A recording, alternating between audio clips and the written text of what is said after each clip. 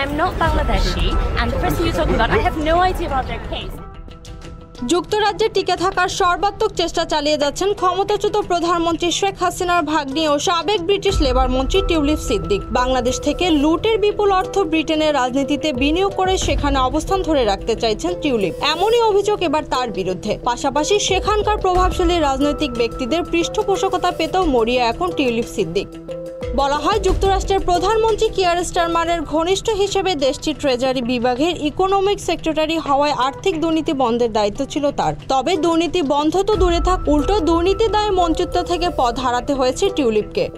তারপরও খালার মতো রাজনীতিতে নিজেকে টিকিয়ে রাখার জন্য সব ধরনের চেষ্টা করে যাচ্ছেন তিনি। অভিযোগ আছে, খালার প্রভাব খাটিয়ে বাংলাদেশ থেকে বিপুল পরিমাণ অর্থ আত্মসাৎ করে বিদেশে পাচার করেছে টিউলিপ। এখন সেই অর্থ বিদেশে প্রভাবশালী রাজনৈতিক ব্যক্তিদের পেছনে খরচ করে সেখানে নতুন করে শেল্টার নেওয়ার চেষ্টা করছেন তিনি।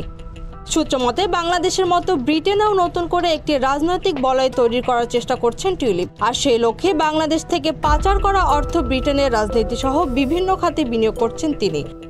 অন্যদিকে ৫ আগস্টের পর বাংলাদেশ থেকে পালিয়ে যাওয়া বেশ কয়েকজন আওয়ামী এমপি মন্ত্রীর সঙ্গে টিউলিপ ঘুরছেন বলেও জানিয়েছে ব্রিটিশ বাংলা ওয়েলফেয়ার ট্রাস্টের chairman Khasruzzaman Khasru. Z news, Dhaka.